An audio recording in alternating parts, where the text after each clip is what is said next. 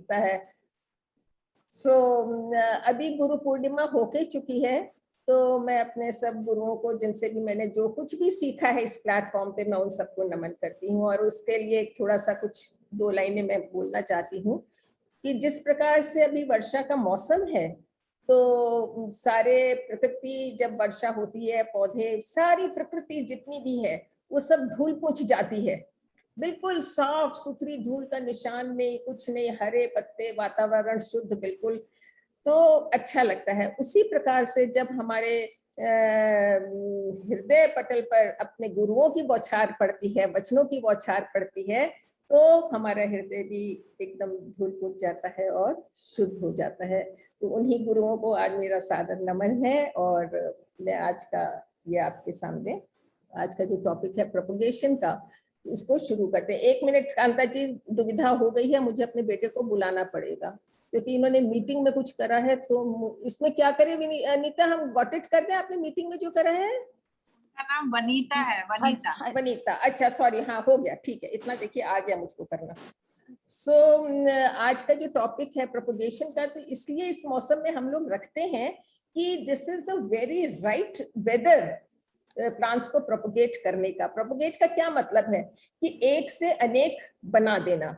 जो भी चीजें हैं, जैसे हम लोग मनुष्य हैं, ह्यूमन बीइंग्स हैं, या पेड़ पौधे हैं, जो भी लिविंग थिंग्स हैं, हम चाहते हैं कि हम जब ना रहें कभी इस संसार में, लेकिन हमारे आगे हमारा वंश चलता रहे, है ना।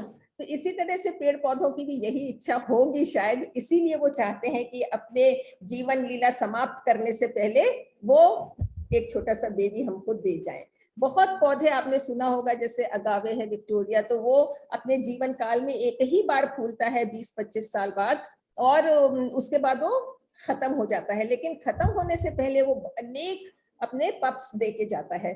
तो हर का यही एक इच्छा है अंदर से कि हमारे बाद हमारा जो नाम है वो हमारे संग ही खत्म ना हो जाए, बल्कि आगे भी चलता रहे। तो पौधे भी हमारे इसी श्रेणी में आते हैं। तो पौधों को जो हम लोग प्रोपगेट करते हैं, वो इनिशियल जो ओल्डन टाइम्स में क्या होता था, सिर्फ हम लोग बीज से जानते थे। बीज फल में लगते थे, फल होते थे, उसके अंदर जब फल पक जाते थे और बीज निकलते थे, तो वो कभी छिटक के हवा के संग दूर दूर तक चले जाते थे और कहीं के कहीं जाके रिलोकेट होके वहां पे पौधे पनपते थे। और या फिर चिड़िया उनको फलों को खाती थी, तो उनकी जो वो होती थी उसके संग में वो जहां जाके गिरते थे, तो वहां से वो पनप जाते थे। और पौधे की एक विशेष बात यह है कि बीज तब ही अंकुरित होएगा जब उसको अनुकूल वातावरण मिलेगा, टेम्परेचर मिलेगा और मॉइस्चर मिलेगा।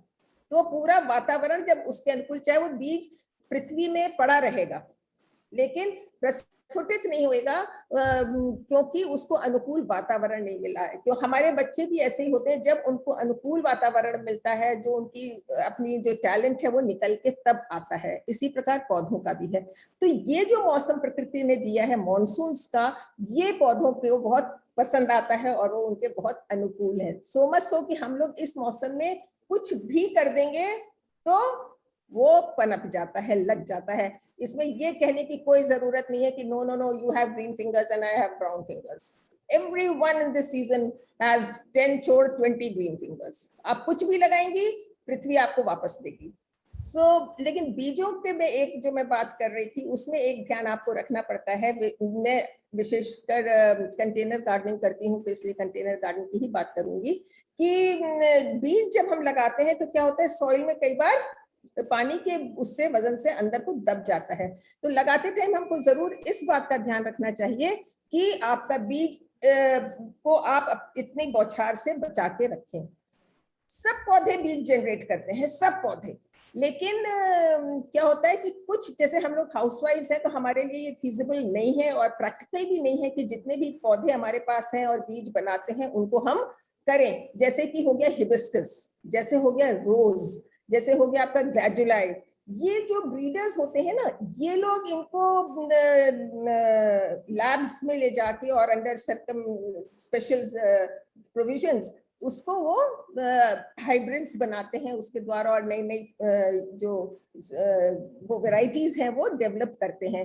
सो we don't do that, but yes generally we can do that. through so many other varieties of plants, flowers, fruits, etc. Vegetables of course. अब क्या होता है कि बीज जो होते हैं, सबसे पहले आता है कि सब पूछते हैं कि बीज आपकी घिया बड़ी अच्छी हो रही है जी, आपने बीज कहाँ से लिया था? हमने तो लगाई, हमारी नहीं हुई। तो सबसे पहली बात ये होती है कि seeds should always be bought from a very very reliable source, and no other reliable source would be better than our own seeds. हम लोग अपने ही लगाएं और अपने ही प्रयोग में लाएं, इससे अच्छा कुछ हो नहीं सकता।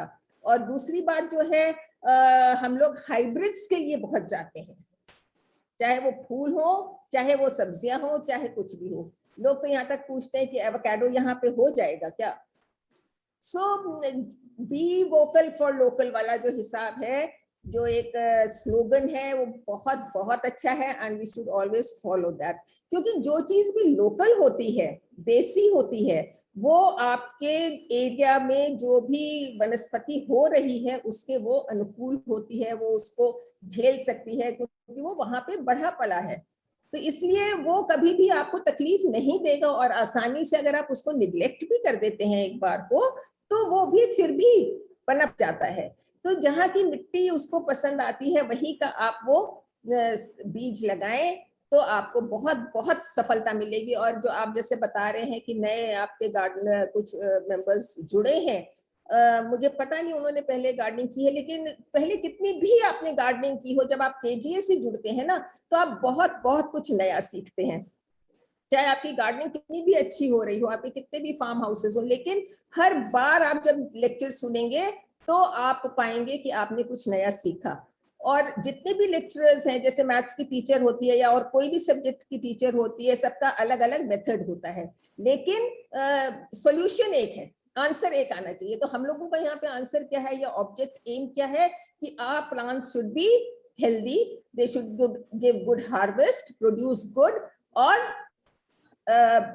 ठीक ठाक मौसम में बने रहें। तो कोई भी लेक्चरर कुछ भी बताएगा, अल्टीमेटली गोल उसका यही होगा कि आप अपने पौधों को हेल्दी रखें और उनसे अच्छी प्रोड्यूस ले सकें। तो बीज आपके अगर अपने होते हैं तो बेस्ट होते हैं। तो अब प्रश्न आता है कि हम बीज कलेक्ट कैसे करते हैं। जब आपका सीजन, हम अगर बात करते हैं इस समय सीजनल फ्लावर्स की, and seasonal flowers are mostly we are talking about spring annuals, winter annuals जिनको कहते हैं, स्प्रिंग में ब्लूम करते हैं वो। तो जब वो होने लगते हैं, उनमें बीज सेट होने लगता है, वो खत्म होने लगते हैं, उस समय आप अपने कुछ पौधों को सेग्रीगेट कर लीजिए, जिसके बीज आप रखना चाहते हैं, उनको अलग कर लीजिए कलर वाइज। अगर आपने, मान लीजिए हम एक पौधे की बात करते हैं, फ्लॉक्स की बात करते हैं, अगर आपको अपने फ्लॉक्स में व्हाइट कलर के फ्लावर्स रखने हैं दूसरे सीजन के लिए, और आप चाहते हैं कि मेरी कोई आपने कलर स्कीम ऐसी डिसाइड की है जिसमें व्हाइट आपको चाहिए फ्लॉक्स, तो आप उसको, जो आपका सबसे पहली शर्त ये होगी, किस प्लांट को आप अलग करेंगे, जो हेल्दी हो, डिजीज फ्री हो, और जिसके ब्लूम्स अच्छे हो, तो उसको आप अलग कर लीजिए, उस हेल्दी प्लांट को। क्योंकि एक फूल में बहुत सारे बीज आपको मिल जाते हैं, जो भी आपको जरूरत से ज्यादा ही मिल जाते हैं हम लोगों को। जैसे मैं बात कर रही हूँ एक आम, जो आजकल की फ्लैट सिस्टम या हम लोग के घर हैं उनकी, फार्म्स की बात मैं नहीं कर रही हूँ, मैं घरों की बात कर रही हूँ, जो हम लोग जैसे रह रहे हैं वहां पे। बगीचा भी है आपका छोटा मोटा बाहर की तरफ, तो उसमें भी अगर आपको 2 गमले आप रख लेते हैं फ्लॉक्स के सीड्स के लिए, तो मोर देन इनफ आपको उसके पौध तैयार हो जाएगी। अब आपने उसको अलग रख लिया, तो बहुत लोग ये प्रश्न पूछते हैं कि जी किस टाइम उसको अलग ना, शुरू में अलग कर देना चाहिए कि बाद के फूलों के बीज बनाने चाहिए? तो इसमें कोई दिक्कत की बात नहीं है। फूल है, चाहे वो शुरू के हों, चाहे बाद के हों, चाहे बीच के हों, आप उनको अलग कर लीजिए, उनकी कलर और उनकी नाम, फूल का नाम उसको जरूर टैग कर लीजिए, नहीं तो बाद में आपको प्रॉब्लम फेस करनी पड़ सकती है। नाउ जब वो बीज उसमें तैयार हो जाता है, तो बीज को तोड़ने की जल्दी बिल्कुल नहीं करिए। The first requirement of a gardener is patience. आपको हर चीज में पेशेंस रखना है, जल्दीबाजी गार्डनिंग में बिल्कुल भी नहीं करनी है। कि व्हाट्सएप पे आपकी फ्रेंड ने फोटो डाल दी कि मेरा तो ये फूल खिल गया, कमल खिल गया, और आप कहोगे कि मेरा तो खिला नहीं, इम्पेशेंट हो गया, आप पूछने लगे भी मैंने तो तब लगाया था, ये करा था, ये भी करा था, वो भी करा था, और फिर भी नहीं आ रहा है। आएगा, हैव पेशेंस। जब आपने सब कुछ उसके लिए किया है जितनी उसकी रिक्वायरमेंट है, तो आपका फूल भी जरूर खिलेगा, हो नहीं सकता कि ना हो। तो आप उसको अलग कर दीजिए और उसकी टैगिंग और नेम उसका लिख दीजिए। अब आपने व्हाइट किया, अब आपने जब उसको जो बीज है उसको अपने पौधे पर ही पकने दीजिए। अगर आपने जल्दीबाजी की जो हम बात कर रहे थे उसको कच्चा तोड़ लिया, तो आपका कि वो बाद में पक जाएगा, जैसे कि कई सब्जियां होती हैं बाद में हम कच्ची तोड़ लेते हैं, बाद में राइप होती है, तो सीड्स के संग ऐसा नहीं होता है। सीड जो है वो प्लांट पर ही पकना चाहिए, ब्राउन होना चाहिए, मैच्योर होना चाहिए। उसकी निशानी क्या होती है कि वो कई सीड्स होते हैं पॉड्स में होते हैं, सीड पॉड होता है उनका, उसमें होते हैं। तो अब आप जब देखेंगे ना कि सीड पॉड अच्छा ये तैयार हो गया है और अब मैं इसको कल सवेरे तोड़ लूंगी, तो सवेरे आप जाती हैं तो आप देखती हैं उसमें बीज तो है नहीं, पॉड खुला पड़ा है और वो खाली है। तो आपको फिर बड़ा अफसोस सा लगता है कि देखो मैंने पिटूनिया के बीज रखे थे, वो छितर गए करके, अब मैं क्या करूं। तो you have to be very very vigilant कि अब आपको कब सीड पॉड मेरा तैयार हो रहा है और कब वो खुलने की कगार पे है, तो मैं उसको कब प्लग कर लूं। प्लग करने के बाद आप उसको अंदर एक दिन बाहर धूप में सुखाइए, सिर्फ एक दिन, उससे ज्यादा नहीं, क्योंकि हमारी मार्च अप्रैल में धूप अच्छी तेज होती है। उसको आप धूप में सुखा लीजिए और फिर अंदर लाके उसको 2 दिन रखिए, जिससे कि उसका जो मॉइस्चर है कुछ भी उसमें वो उसमें से निकल जाए। उसके बाद आप उसको स्टोर कैसे करेंगे बीज को, that is of utmost importance. अगर आपने इतना वो सब ख्याल रखा है बीज कलेक्ट करने में, तो उसकी स्टोरिंग आपको फिर और 8 महीने करनी है। तो that should be done very properly. तो आप उसको प्लास्टिक में स्टोर नहीं करेंगे, ना प्लास्टिक के जिपलॉक में स्टोर करेंगे, ना आप उसको प्लास्टिक की बॉटल में स्टोर करेंगे। Instead you will store it in a glass jar or a glass bottle, like I do it in these bottles. ये मेरी हैं, और इनको स्टरलाइज कर लेते हैं अच्छी तरह से और सुखा लेते हैं। चाहे आप धूप में सुखा लीजिए धो के अच्छी तरह से, और स्टरलाइज सोलराइज कर लीजिए, and put the seeds in these.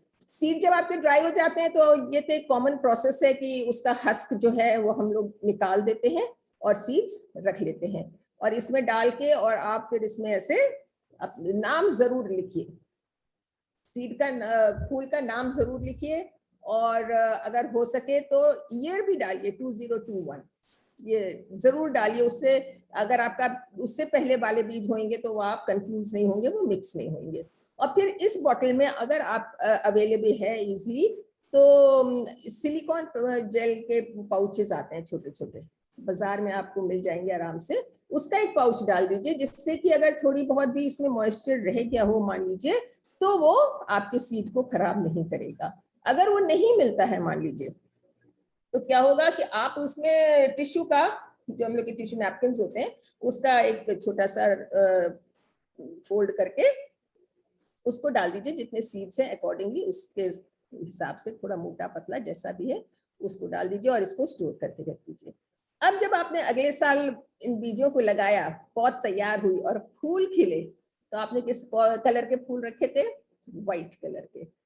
अब हो सकता है कि उसमें व्हाइट फूल न आए। ऐसा क्यों?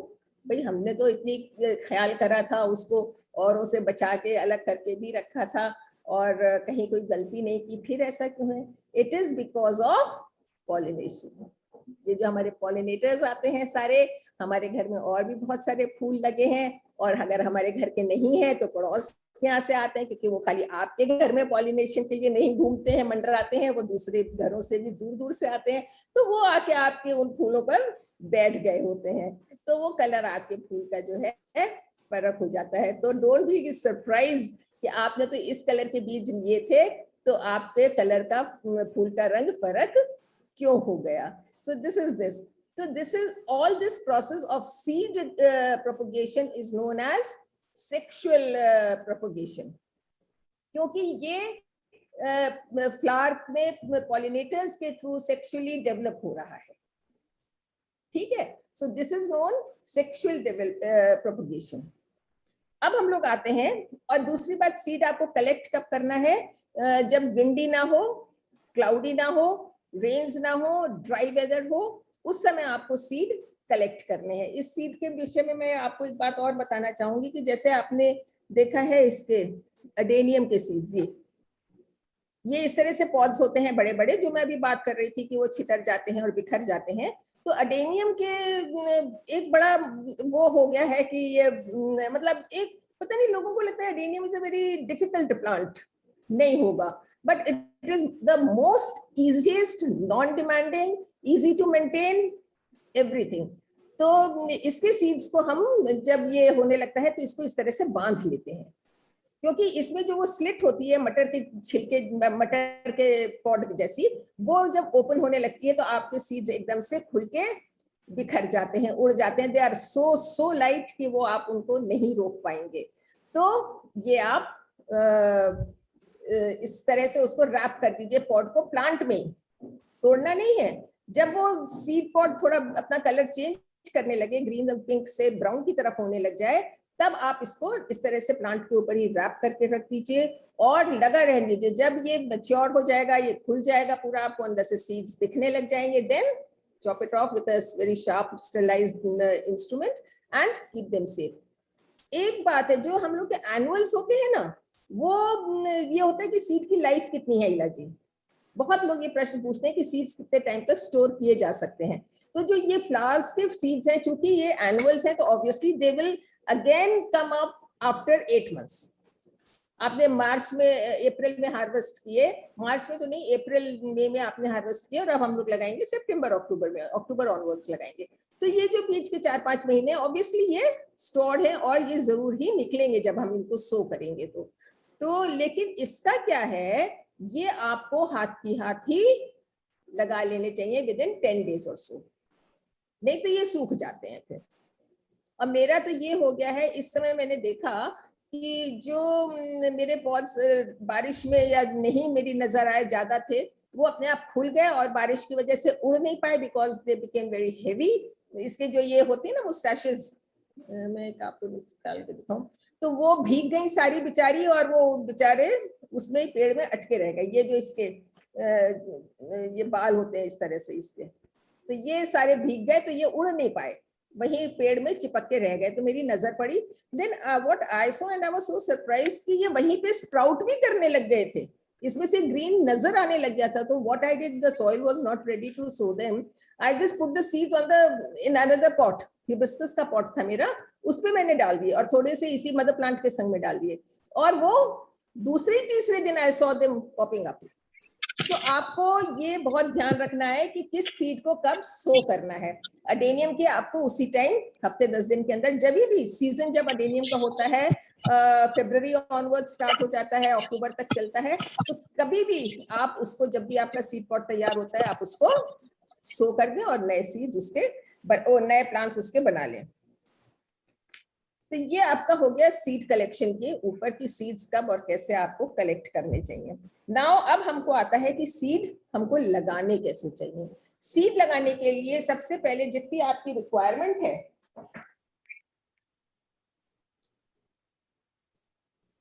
सीड की आपकी जितनी रिक्वायरमेंट है, माने पौध जितनी आपको चाहिए, आप उतना बड़ा एक शैलो कंटेनर लेंगे। शैलो लेंगे, वो 10 इंच 8 इंच वाले गमले में बीज हमको नहीं लगाने होते हैं, क्योंकि उसमें मिट्टी बहुत ज्यादा होती है।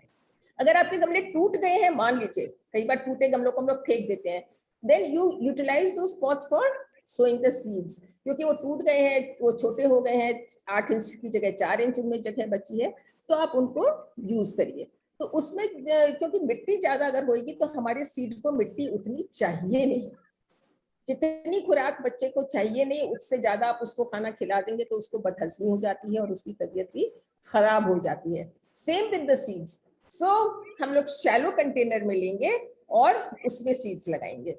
अब ये देखिए मैंने लिया है, जैसे हम लोग चिड़िया को दाना खिलाते हैं, इस तरह का ये कंटेनर है जिसको मैंने इसमें भर दिया है।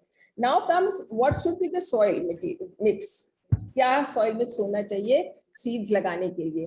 तो सीड जो है अपनी रूट्स जब थ्रो करता है, they are very delicate and hair thin, उससे भी पतली होती हैं, व्हाइट रूट्स जो निकलती हैं, सो दे नीड स्पेस, खुली जगह उनको चाहिए, जिसको बोलते हैं जैसे बच्चा होता है ना, उसको खेलने के लिए खुली जगह दो भाई, नीचे चटाई बिछा दो, वहां पे बैठ के खेलेगा, ऊपर पलंग पे तो बंधा बंधा रहेगा। सो सेम वे सीड्स भी जो होते हैं उनकी जड़ों को फैलने के लिए खुली जगह और लाइट जगह चाहिए, जिससे कि वो आसानी से अपनी जड़ें फैला सकें। तो cocopeat is a good mixture, and उसमें मैं थोड़ी सी, बिल्कुल जैसे 3 पार्ट कोकोपीट लिया तो 1 पार्ट आप उसमें वर्मी कंपोस्ट या गोबर की खाद मिला सकते हैं, बहुत अच्छी, बिल्कुल उसमें ग्रैन्यूल्स ना हो, कोई उसमें ये आपकी स्टेम्स या कंकड़ पत्थर ना हो, उस तरह से उसको आप लेके मिक्स करके आप अपनी ये सॉइल कोकोपीट की तैयार कर सकते हैं। कोकोपीट नहीं है तो आप सैंड की तैयार कर सकते हैं। सैंड बिल्कुल सोलराइज्ड होनी चाहिए, और ये सब काम हम लोग कब कर लेते हैं, मई जून के महीने में करते हैं। आने वाले दिनों की जो तैयारी होती है, इस समय में हम जो भी काम करना होता है, या जाड़ों में जो हमें फल फूल लगाने हैं, गमले तैयार करने हैं, उस सब की तैयारी हम मई जून में करते हैं, क्योंकि सूरज बहुत अच्छे चमकते हैं, तो सोलराइज सब कुछ बहुत अच्छी तरह से हो जाता है। तो ये सैंड आप सोलराइज कर लीजिए, और अगर आपने तब सोलराइज नहीं की थी, अब आपको सीड्स लगाने ही है क्योंकि सीजन है, तो आप ज्यादा जगह आपको चाहिए नहीं, ज्यादा सैंड चाहिए नहीं, तो आप उतनी सैंड जो है आप अपने माइक्रोवेव में किसी डिश में करके रख सकती हैं, या आप अपनी कढ़ाई में गैस के ऊपर रोस्ट कर सकती हैं।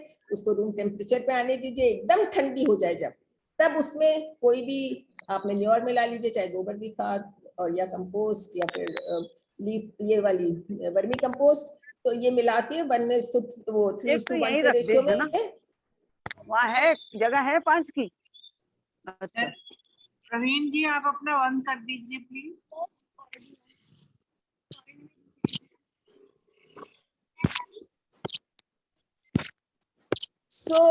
आप उसको वहां पे रख सकते हैं, उसको यूज कर सकते हैं, और ये तो आप आराम से इसमें बना के इसको कर लीजिए। अब हमको बीज लगाना कैसे, तो मैं आपको पहले बीजों के बारे में बता दूं।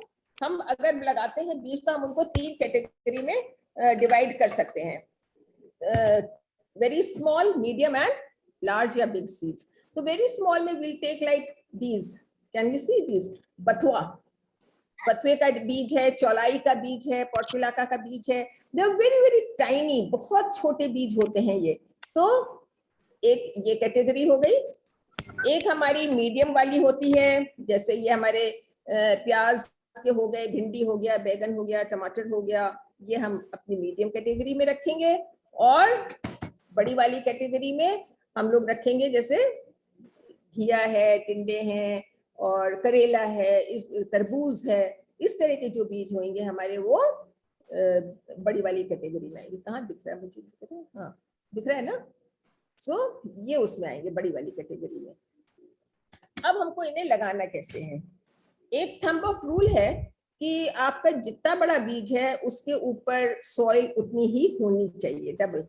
जैसे अगर आपका ये घिया का बीज है, मान लीजिए ½ इंच है, तो इसके ऊपर कम से कम 1 इंच सॉइल होनी चाहिए, ठीक है, जब आप बीज लगाते हैं। तो अब आपने ये कंटेनर लिया, एंड हमेशा मैं मान के चल रही हूँ भाई, अपनी जो मेरी बहनें आई हैं, कांता जी नई ज्वाइन किए हैं जिन्होंने, उनको बताने की मुझे जरा कोशिश रहेगी, बाकी तो सब पुराने हैं। तो आपकी जब भी सॉइल होती है तो ये मॉइस्ट होनी चाहिए। गार्डनिंग में आप कुछ भी करेंगे तो आप अपना काम जो है वो मॉइस्ट सॉइल में करेंगे, not wet, not dry, but moist. तो ये कोकोपीट और मेरी वर्मी कंपोस्ट जो है ये मॉइस्ट है पहले से। अब हम बीज लगाएंगे कैसे, 2-3 तरीके हो सकते हैं। आप ऐसे छिटक भी सकते हैं, जिसको हम लोग ब्रॉडकास्ट करना बोलते हैं। आप थोड़ा थोड़ा ऐसे भी डाल सकते हैं।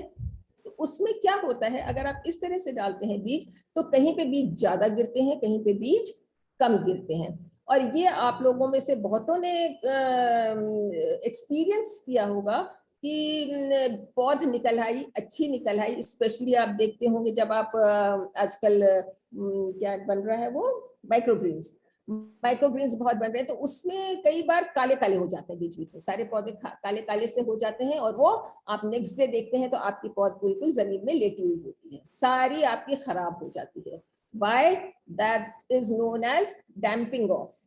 That is a disease जो फंगस लगता है वो उसको खराब करता है। अब ये लगता क्यों है, क्योंकि वो बहुत पास पास थे, उसमें एयर का सर्कुलेशन बिल्कुल नहीं था, उसमें हवा जाने की जगह नहीं थी, और इस समय मौसम कैसा है, ह्यूमिड है और हीट है, तो वो फेवरेबल कंडीशंस हैं फंगस डेवलप होने के लिए।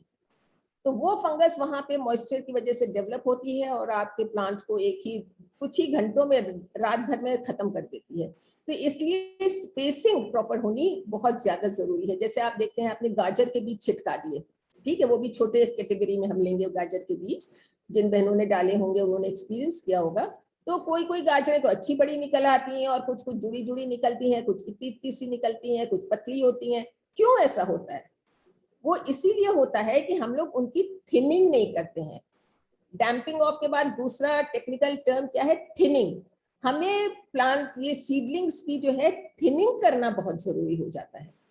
थिनिंग करना माने क्या है कि बहुत घनी घनी जहां पे पौध निकली है उसको हम हाथ से एक एक दो करके ना निकालें, बल्कि सिजर्स लेके जो पतली वाली छोटी कैंची होती है उससे उनको काटे, जड़ों को निकालने की कोशिश न करें, क्योंकि जड़ें अंदर जो है आपस में इंटैंगल्ड है सारी, इतने क्लोज क्लोज उसका आपस में जुड़ाव है, जड़ें सारी इंटैंगल्ड है। तो जब आप एक प्लांट खींचेंगे तो आजू बाजू के 5-6 तो अवश्य डैमेज होंगे ही होंगे। So to reduce the damage, clip, जैसे हम लोग माइक्रो ग्रीन्स के लिए क्लिपिंग करते हैं अपनी वो काटने के लिए ग्रीन्स, इस तरह से आप वो क्लिप करिए और उनको अपने माइक्रो ग्रीन्स की तरह यूज करिए, डोंट थ्रो देम अवे।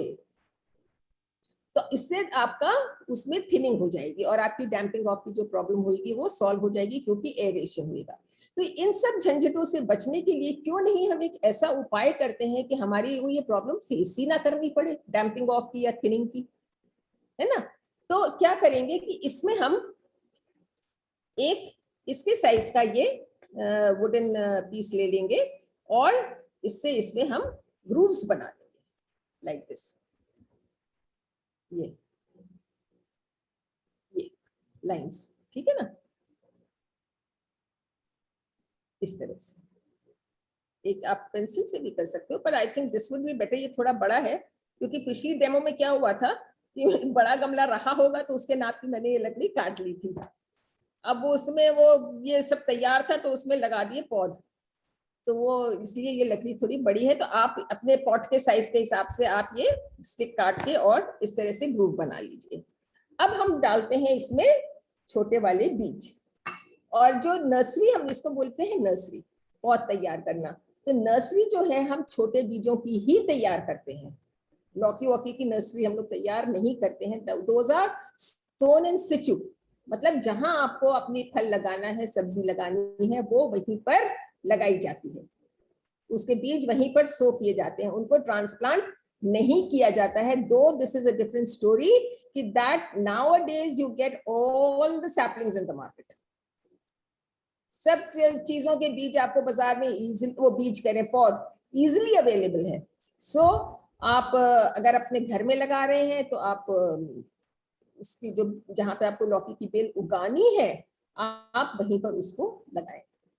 तो अब हम लेते हैं ये वाले बीज जो हमारे पास है बथुए के, ये ठीक है, ये हमने बथुए के बीज ले लिए, बहुत टाइनी है। हम ऐसे डालेंगे तो बाहर, आज हम तो अंदर काम कर रहे हैं बैठे हुए एसी में, तो हमारे हाथ में नहीं चिपकेंगे, लेकिन बाहर ह्यूमिडिटी बहुत ज्यादा है तो क्या होता है हाथ में चिपक जाते हैं। चौलाई अगर आप इस मौसम में डाल रहे हैं तो चौलाई के हाथ में चिपक जाते हैं, बाहर मॉइस्चर बहुत है। तो उतनी ही क्वांटिटी में हम इसमें सोलराइज की हुई ये सैंड मिला लेते हैं, ठीक है, ये आपने सैंड इसमें मिला ली इस तरह से, जितने आपने बीज लिए उतने ही आपने इसमें सैंड मिला ली।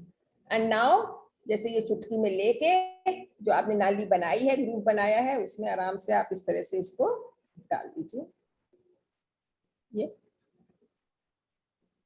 एकदम दूरी आपकी अच्छी बनी रहेगी और आपके जो बीज हैं बिल्कुल सही निकलेंगे।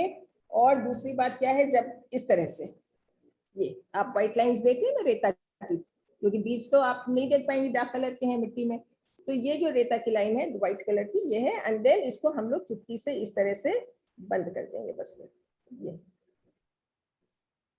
हो गया। इसके ऊपर हमें सॉइल डालने की कतई जरूरत नहीं है। बीज डालने के बाद हम इसको थोड़ा सा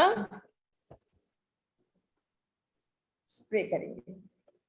कभी भी पानी ग्लास से या मग से नहीं डालेंगे, क्योंकि वो एक जगह ज्यादा गिर सकता है, एक जगह कम गिर सकता है, और आपके सीड्स जो है वो डिसलोकेट भी हो सकते हैं। तो फिर हमारी ये जो मेहनत है ना लाइंस में लगाना करना, वो सब विफल हो जाएगी। तो हम इसको फिर आराम से थोड़ा सा स्प्रे कर देंगे, जिससे कि हमारा मॉइस्चर इसमें बना रहे। और जैसा कि मैंने कहा कि इसको हम लोग इस मौसम में, जैसे आजकल हो रहा है, बारिश हो रही है, बाहर नहीं रखेंगे, क्योंकि इसके ऊपर जब बारिश की बूंदें पड़ेंगी तो ये अंदर दब जाएंगे, अंदर दब जाएंगे तो ये जर्मिनेट नहीं होंगे। तो इसलिए मैं तो आजकल क्या कर रही हूँ, इस तरह से करके अपने डाइनिंग टेबल पर ही रख देते हैं, जहाँ पे एसी नहीं खुला है, पंखा चलता है खाली। एसी में ठंडक ज्यादा हो जाएगी, टेम्परेचर का फर्क पड़ जाएगा। तो खाली जहाँ पे, जिस एरिया में आपके पंखा चलता हो या बैल्कनीज है, वहां पे आप इसको रख दीजिए। और अगर आप इसको, मॉइस्चर तो वैसे बहुत है, कभी भी ड्राई हो जाता है, तो इसको आप पेपर से कवर कर सकते हैं, न्यूज़पेपर से कवर कर दीजिए। उससे मॉइस्चर भी इसमें मेंटेन रहेगा, कोई दिक्कत नहीं होगी। एक्सेस होएगा तो वो आपका पेपर ऊपर है ही है, वो उसको मॉइस्चर एक्सेस जो एब्सॉर्ब कर लेगा। और जैसे ही आप देखेंगे इसमें ऑयल पिन के हेड की तरह से छोटे छोटे व्हाइट वो निकलने शुरू हो गए हैं, remove that and keep it in the open. Gradually bring out in the sun. If you don't bring out in the sun, what will happen? Your saplings will grow tall and lanky, and again they will fall off. They will not be strong. Strong नहीं होंगी। जब तक आपकी sapling strong नहीं है, तो आपका plant भी स्ट्रॉन्ग हो नहीं सकता है। So this is how you make a nursery. अब ये आपने इसकी बनाई, अब आपको बनानी है घिया की। तो घिया या ये जो भी कुकुरबिट्स वाली फैमिली के बीज होते हैं, इनमें मैं आपको बताना चाहूंगी, ये ऐसे हॉरिजॉन्टल डाल के नहीं लगाए जाते हैं।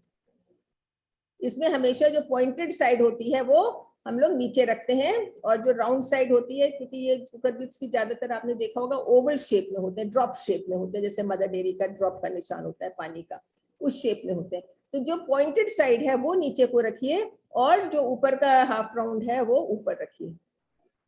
सो फिर आप इसको, और इसके ऊपर double the height of the seed आप सॉइल उसके ऊपर रखिए, उसको मॉइस्ट रखिए and let it grow. So this is how you grow the seeds. Now I like to tell you कि किन पौधों की आप नर्सरी तैयार कर सकते हैं और किनको आप साइट पे सो कर सकते हैं ट्रांसप्लांट करने के लिए। तो not to be transplanted is root vegetables, कोई भी, जैसे गाजर, मूली, शलगम, चुकंदर, लाल मूली, ये सब ट्रांसप्लांट नहीं की जाती हैं, ये सब वहीं पे लगाई जाती हैं। ठीक है, जितनी भी रूट वेजिटेबल्स हैं, they are not transplanted. And legumes, दालें वगैरह जैसे हैं, ये आप ट्रांसप्लांट, बीन्स जिनको आप बोल दीजिए, ये हम ट्रांसप्लांट नहीं करते हैं। देन फ्लावरिंग पे आते हैं, तो आप पॉपीज को ट्रांसप्लांट नहीं करते हैं, आप इनको इसी तरह से, उसके बीज भी बहुत छोटे होते हैं पॉपी के भी, तो उसको भी आप छितरा के ही वो क्यारियों में लाइन बना के भी आप उनको लगा सकते हैं। लाइन में सोइंग से क्या होता है, एक तो डिसिप्लिन रहता है, दूसरा खरपतवार आपको निकालने में आसानी रहती है, तीसरा आपको जब अपनी फसल काटनी होती है, मान लीजिए मेथी पालक कुछ आपको काटना है, तो आप आराम से एक लाइन काट ली, आपका बाकी का बेड बिल्कुल नीट एंड क्लीन है, बुरा नहीं लगता है। आपकी मतलब एक जो हमारे गार्डन की एस्थेटिक सेंस जो हम लोग का होना चाहिए, ब्यूटिफिकेशन का, वो उसमें इंटैक्ट रहता है। और एक लाइन आपकी कट गई, उसमें जब तक आ रही है फिर आपने दूसरी लाइन काट ली, तो देखने में भी अच्छा लगता है। और एरेशन उसमें बराबर होता है, जिससे आपके पौधों में रॉट की प्रॉब्लम नहीं होती, आपके पौधे खराब नहीं होते हैं, आपको हार्वेस्ट करने में भी आसानी होती है। सो और फूलों में मैंने पॉपी बता दिया आपको, और नेस्ट्रेशियम के भी बीज काफी बड़े होते हैं, तो उसको भी जहाँ पे आपको लगाना है आप वहीं पे वो बीज डाल सकते हैं। और to be transplant is all the cabbage family, जितने भी आपके फूल गोभी, पत्ता गोभी, ब्रोकली, ये सब है, इन सब के आपको नर्सरी तैयार करनी होगी। ठीक है, स्टेम वेजिटेबल्स हैं, जैसे स्टेम वेजिटेबल्स में आप सेलरी है, लीक है, मतलब हर्ब्स वगैरह है, या फिर आपके अनियन है, गार्लिक है, इन सब की आपको नर्सरी तैयार करनी पड़ेगी। पौध बना के फिर उसको हमें जहाँ पे लगाना है उसको हम फिर वहां पे लगाते हैं। और एनुअल्स की तो हमने बात कर ही ली है कि most of the annuals we have to make this thing nursery for them. तो ये हो गया आपका एक चैप्टर सीड से सो करने का। ठीक है, कभी भी अपने सीड्स या वैसे भी एक कुछ थंब ऑफ रूल्स हैं जो आपको गार्डनिंग में हमेशा याद रखने चाहिए। Should never use fresh manure, कभी भी। उसकी हीट वो जो होती है फ्रेश मैन्योर में, वो आपके पौधों की जड़ों को जला देती है। जितना भी आपका वेंडर कहेगा कि नहीं जी पुरानी है, आप उसको एज उसकी तभी से काउंट करिए जब आप उसको अपने घर में लेकर आती हैं। और लेकर आने के बाद don't expose it to the sun at all, keep it in a gunny bag and keep in a shaded place away from sunlight, क्योंकि उसके जो माइक्रो न्यूट्रिएंट्स है, उसमें जो माइक्रोबियल एक्टिविटी हो रही है वो फिर नष्ट हो जाती है, और आपकी खाद का कोई पर्पस जो उसको सॉल्व करना है वो बेकार हो जाता है, वो कर नहीं पाती है। तो इस तरह से आप उसको सोइंग ऑफ सीड्स आप कर सकते हैं। नाउ पानी देखते रहिएगा कि मॉइस्चर उसमें बना रहे, पानी सूखने ना पाए, क्योंकि अगर एक बार पानी सूख गया तो आपके बीज जो हैं वो ठीक से जर्मिनेट नहीं होंगे। और जब आपके बीज मैं आपको दिखाऊं, आपने देखा होगा, मैं लाई नहीं, कि पहले जो है वो सीड लीव्स निकलती हैं, 2 सीड लीव्स निकलती हैं। सीड लीव्स निकलती हैं, उसके बाद में ट्रू लीव्स निकलती हैं। ट्रू लीव्स माने जिनके संग पौधा रहेगा ता जिंदगी, जब तक वो जिंदा है। तो जब वो 3 पेयर निकले ट्रू लीव्स के, तब तक आपके पौधे की जो हाइट है वो 4 से 6 इंच हो जाती है। Then it is ready to be transplanted, strong enough to take care of on its own. अपना खाना पीना लीव्स से वो खुराक बनाने के लायक हो जाता है, उसकी लीव्स फोटोसिंथेसिस करने के लिए तैयार होती हैं, तो आप उनको अच्छी तरह से अलग लगा सकते हैं। और लगाते समय फिर वही बात है कि आपका जो सॉइल मीडियम है, मिक्स है, वो भी ड्राई वो मॉइस्ट होना चाहिए। आपका प्लांट जो सैपलिंग आप निकाल रहे हो वो भी मॉइस्ट होनी चाहिए। खींच के कभी भी मत निकालिए, कभी भी नहीं निकालिएगा उसकी स्टेम पकड़ के खींच के, तो उससे क्या होगा, स्टेम डैमेज हो जाएगी, तो आपका प्लांट कभी भी दोबारा नहीं पनपेगा। आप हमेशा, अगर आपको थोड़ा सा भी डाउट है तो आप लीव्स पकड़ के उसको खींच सकती हैं, जो कि वो भी नहीं करना चाहिए। लीव्स पकड़ के खींचने से क्या होगा कि लीव्स टूट जाएंगी, कोई बात नहीं, भाई जड़ तो इंटैक्ट है, हमारा तना तो इंटैक्ट है, तो लीव्स फिर से निकल भी आ सकती हैं। तो आप सबसे अच्छा रहता है कि किसी स्पैचुला से, किसी खुरपी से, चूंकि हमने लाइंस में लगाए हैं तो कोई प्रॉब्लम ही नहीं होगी, तो जितने हमें चाहिए उतना वो डाल के उसको आहिस्ता से उठा लिया। सॉइल हमारा इतना पोरस और लाइट है कि कोई दिक्कत नहीं होने वाली है हमको, तो फिर आप उसको आराम से उसी के संग, क्योंकि वो मॉइस्ट है तो वो जड़ें एक्सपोज नहीं होंगी, वो वैसी की वैसी रहेंगी। आप उनको अपने जहाँ पे आपको लगाना है उनको आप वहां पे लगा सकते हैं। सो इसमें मेरे को नहीं लगता कि मैंने कुछ छोड़ दिया है। तो ये हो गया आपका seedlings. Now we come to, ये हो गया आपका सेक्सुअल प्रोपगेशन। अब दूसरा आता है असेक्सुअल प्रोपगेशन। असेक्सुअल माने जिसमें हम मैनुअली उसको हैंडल करते हैं, प्लांट के किसी भी पार्ट से लेके हम दूसरा उसका रेप्लिका बनाते हैं।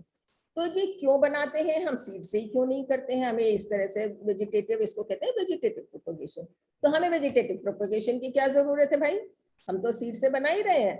उसकी जरूरत इसलिए है फ्रेंड्स, क्योंकि जो सीड से हम लोग बनाते हैं दैट वेजिटेशन या that crop takes some time.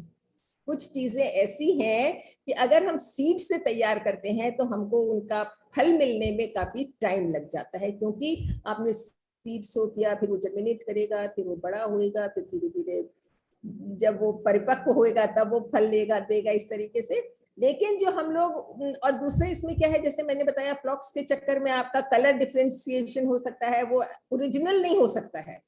जो आपने मदर प्लांट चूज किया था ना, हो सकता है सीड से जो वो निकले वो अपने मदर प्लांट के जैसा ना हो, उसमें वो जेनेटिक्स ना हो, लेकिन जो आप वेजिटेटिवली ग्रो करेंगे उसमें that will be a true replica of the mother plant, उसमें मदर प्लांट के सारे गुण होंगे, ठीक है। तो इसलिए, एंड उसमें हमको फ्रूटिंग भी फास्ट मिलती है, इसीलिए हम लोग आजकल कहते हैं कि भाई ग्राफ्टेड पेड़ लगाओ, छत पे लगाने हैं तो ग्राफ्टेड लगाओ, अदरवाइज आपका पेड़ आपने गुठली से तैयार किया है तो पुरानी कहावत थी कि दादा बोए और पोता खाए वाला हिसाब है, जो आजकल नहीं है। एवरीवन वांट्स क्विक रिजल्ट, तो आप उसको आराम से 3-4 साल में आपका हार्वेस्ट आप फल को करने लगते हैं जब आप वेजिटेटिवली उसको ग्रो करते हैं। So now we come to types of vegetative propagation. 1 minute में थोड़ा यहाँ से क्लीन कर दूं।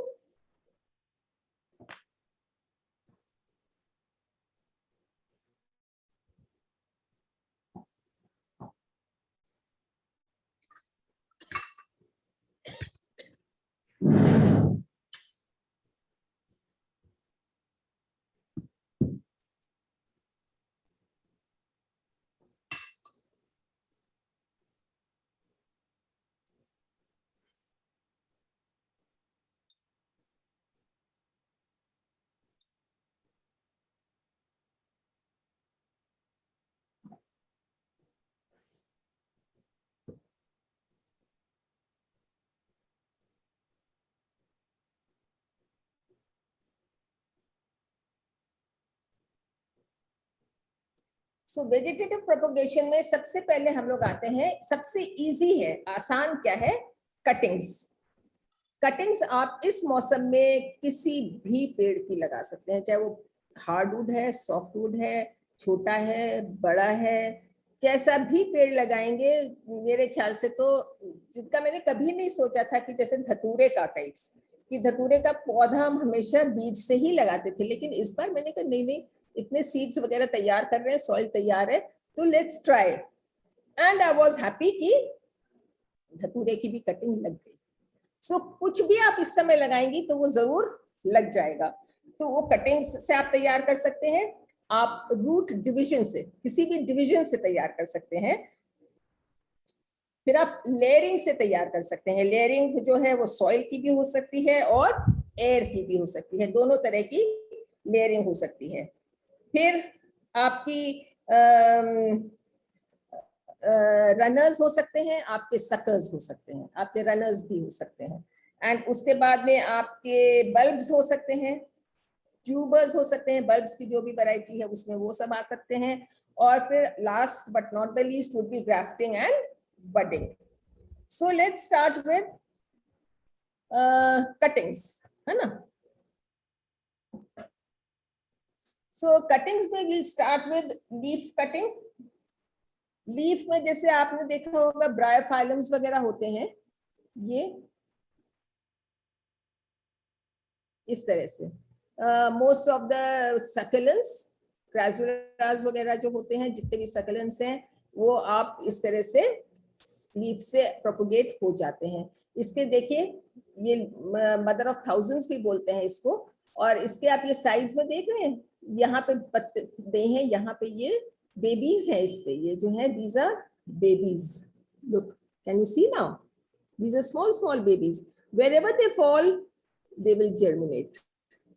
मैंने हर ने अपने ऐसा इंतजाम किया हुआ है कि मेरे बाद मेरी जो लेगेसी है वो चलती रहे। तो ये इसके बीज है, और जब ये पौधा लगा होता है, पत्ते अपने लगे होते हैं और सारे में ये भरे होते हैं, दे लुक ब्यूटीफुल। ये देखिए नीचे वाले में आपको अच्छी तरह नजर आ रहा है, all these are plants ready to be propagated. या कहीं पर भी गिरेंगे तो ये अपने आप ही उग जाते हैं। So this is through leaves.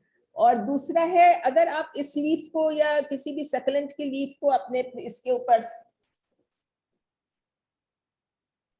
Soil के ऊपर इसी तरह से रख देंगे, बिल्कुल कुछ नहीं करना है, इस तरह से, तो क्या होता है, आपकी यहाँ से जो इसका एंड है, मदर साइड जहाँ ये जुड़ा होता है स्टेम से, यहाँ से आपका नया प्लांट निकलना शुरू हो जाता है। कुछ नहीं करना है आपको, सिर्फ सॉइल को मॉइस्ट रखना है।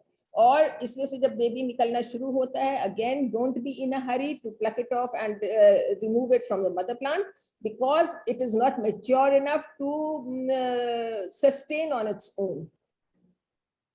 जब तक वो मेच्योर नहीं हो जाता, माँ उसको छोड़ेगी नहीं।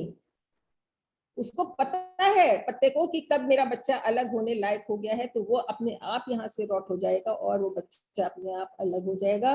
Then again, because our soil is so porous and light, we can lift it gently and put it wherever we want to plant it. तो इस तरह से ये लीफ प्रोपोगेशन होता है। Then comes stem. Stem cutting आप soft की भी ले सकते हैं, आप हार्डवुड की भी ले सकते हैं। सॉफ्ट में जैसे हम लोग लेते हैं कोलियस वगैरह है आपका, इसकी आपका ये आपका है कार्नेशन, इसकी आप ले सकते हैं। जो भी प्लांट्स हैं आपके, जैसे पोर्टुलाका वगैरह है, all these comes under soft cuttings. जैसे अभी हिबिस्कस की जो ग्रो कर रही हैं, वो आप सॉफ्ट कटिंग्स उसकी भी ले सकते हैं। आपकी जो ड्यूरेंटा वगैरह है, golden duranta, all these cuttings you can, they come under soft cuttings, उसको आप उसमें लगा सकते हो। तो what you have to do is कि जैसे मैं आपको कोलियस की दिखाती हूँ, ये आपने ऊपर से ये ले लिया, आप नीचे से कहाँ से लेंगे? आपने एक स्टेम काटनी है कटिंग के लिए, लगाने के लिए। So what you will do is कि ये जो आपका, मैं स्पेशली नए मेंबर्स को अगेन संबोधित करूंगी कि ये जो हिस्सा होता है जहां ये लीफ लगी होती है स्टेम के ऊपर, इसको कहते हैं पोर्शन को हम लोग नोड या आई, इसके नीचे से हम लोग कट करते हैं, क्योंकि यहाँ से this is the place where the roots will form, start coming from. यहाँ से ही आप देखेंगे नई पत्ती की भी शुरुआत यहाँ से ही होती है। ठीक है, तो हम इसके नीचे से करीब 2 mm नीचे से इसको किसी शार्प एज्ड इंस्ट्रूमेंट से काट देंगे। तो वापस से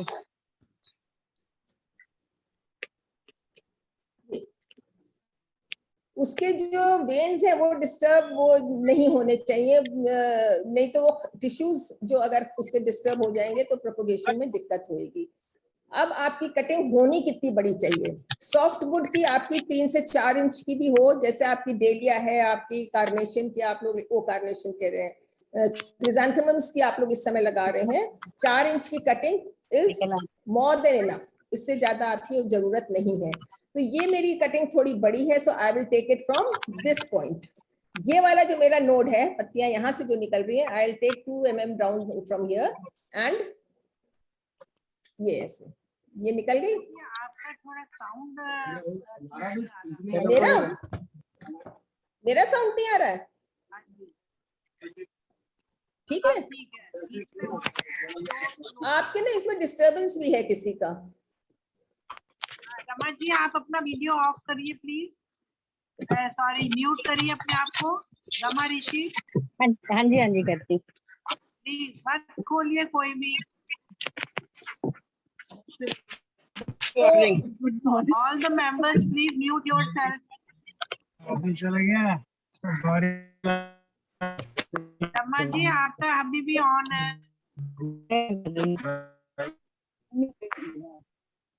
अच्छा, तो अब हम लोग क्या करेंगे, ये जो हमारी 2 बड़ी बड़ी पत्तियां हैं, इनको हम लोग निकाल देंगे। कोई भी पत्ती का कोई भी हिस्सा सॉइल में नहीं होना चाहिए, ना टच करना चाहिए ना सॉइल में। प्लीज देखिए बीच में अभी भी डिस्टरबेंस आ रही है।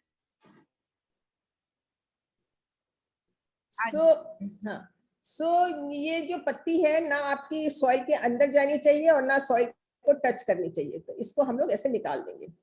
अभी भी हमको इतनी पत्तियों की कटिंग में जरूरत नहीं है।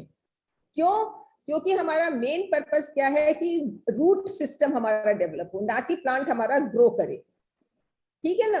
तो जितनी आपकी ज्यादा पत्तियां होंगी उतना क्या होगा, इवेपोरेशन प्लांट का पानी का उतना ज्यादा होगा। जब इवेपोरेशन ज्यादा होगा तो आपको फ्रीक्वेंटली देखना पड़ेगा कि आपकी सॉइल ड्राई हो गई है और आपका प्लांट फिर मर भी सकता है, उसमें रूट्स डेवलप नहीं होंगी। So again we will remove these 2 from here. Now this pair of leaves, 2 pair of leaves are enough for the plant to survive and throw roots. इसको हम लोग 45 डिग्रीज के एंगल पे कट करेंगे. Why? Because maximum जो हम लोग का सरफेस एरिया है मिल जाएगा हमको सॉइल में एम्बेड करने के लिए. अगेन आप चाहें तो रूट हार्मोन लगा सकते हैं. Root hormone is a medium through which roots comes out fast, अच्छे निकल जाते हैं. इस मौसम में जरूरत नहीं है कतई, तो इसको आप उसमें लगाइए. और जब भी कटिंग लगाएंगे तो पास पास लगाइए.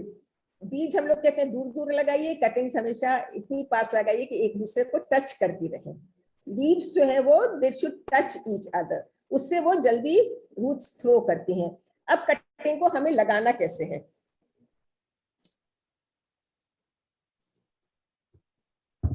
ये आपका पॉट है, आपने रूट हार्मोन इसमें लगाया. आप कोई भी लगा सकते हैं, बाजार से केमिकल वाले भी मिलते हैं, और नहीं तो आप ऑर्गेनिक अपना, हम लोग का तो होता है हर चीज किचन गार्डन में organic, we don't promote chemicals.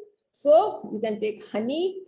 Honey का ऐसा होता है कि आप 2 कप पानी बॉईल करिए और उसमें 1 टेबलस्पून हनी मिला लीजिए, ठीक है, और उसको ठंडा होने दीजिए. ठंडा होने के बाद उसमें अपनी कटिंग्स को रख दीजिए 15-20 मिनट. जैसे जैसे काटते जाएंगे आप उसी में अपनी कटिंग्स डालते जाइए. कभी भी कटिंग को काट के ऐसे ही मत छोड़ दीजिए. संग में पानी का बर्तन रखिए, उसमें अपनी कटिंग्स डिप करती जाइए. और कटिंग्स को डिप करने के बाद जब आपका ये आप ले आए अंदर लगाने के टाइम पे, उनको इस तरह से क्लीन करिए. कटिंग्स को अपनी जैसी दरकार है उनको उसमें साइज और शेप में करिए. And then dip them in that honey वाला वाटर जो आपने तैयार किया हुआ है उसमें फॉर 10-15 मिनट्स. उसमें डिप करने के बाद when you take out the cutting, do not plant it like this in the soil. इस तरह से कतई नहीं करिए आप, क्योंकि इसकी अगेन वो जो इसकी जो टिश्यूज हैं वो डैमेज हो जाएंगे. वेन्स जो है इसकी डैमेज हो जाएंगे. हमेशा आप किसी भी पॉइंटेड उससे पेंसिल से, या ये सॉरी ये है हमारी स्टिक है, इससे या पेंसिल से किसी भी चीज से एक आप होल बना के फिर आप इसको डालिए इसमें, ठीक है. इसको इसमें डाल के इस तरह से और फिर आराम से हाथ से दबा दीजिए.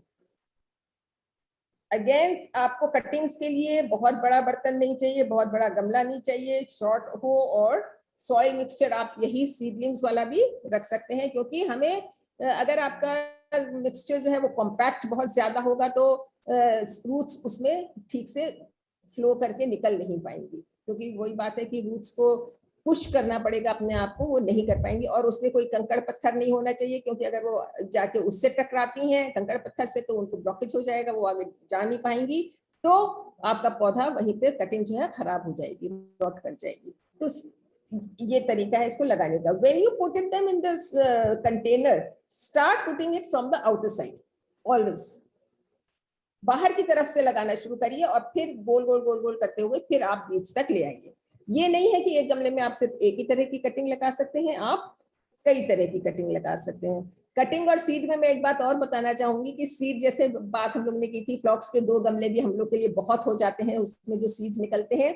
कटिंग्स में ये रेस्ट्रेन है थोड़ा सा कि आपके एक प्लांट में से कितनी कटिंग्स निकलेंगी, 5, 7, 8, 10. तो कभी भी 1-2 कटिंग मत लगाइए, क्योंकि इस समय में हम लोग प्रूनिंग भी करते हैं. मॉनसून्स में we always prune our plants.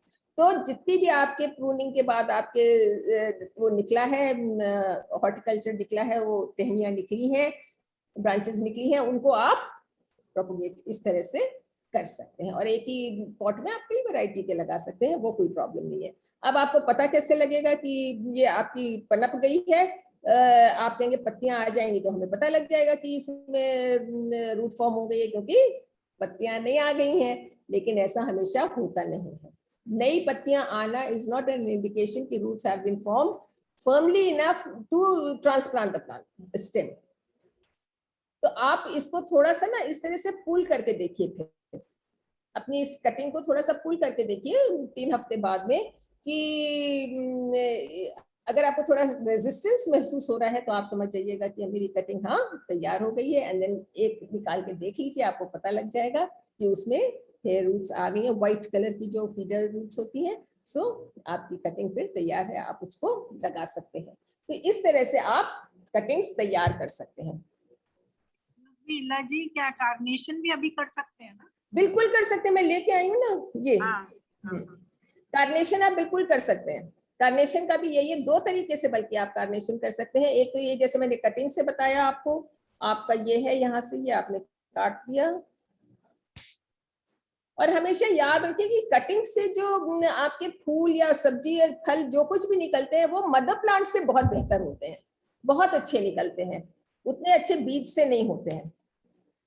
ये आपने ये निकाल दिया इसका, और बस इनको आपने जैसे आपने गुलदाउदी की लगाई थी इस तरह से इसको आप लगा सकते हैं।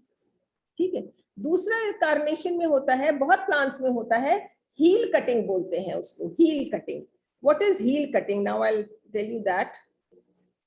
जैसे कि कोई भी प्लांट है, वुडी प्लांट है मान लीजिए, ये मैं कार्नेशन में आपको करके दिखाती हूँ। ये स्टेम है एक, ये देखिए, ये मैंने स्टेम में से इसको निकाला, तो आप ये देख रहे हैं यहाँ पे कि ये स्टेम का भी कुछ पोर्शन इसके संग में निकल के आ गया है। जब हम लोग काटते हैं तो we make it a blunt cut over here, एकदम स्ट्रेट। बट हील कटिंग में हम लोग क्या करते हैं कि ये जैसे ये है, वी टेंड टू, मैं लीव्स काट दूं थोड़ी सी तो क्लियर होगा।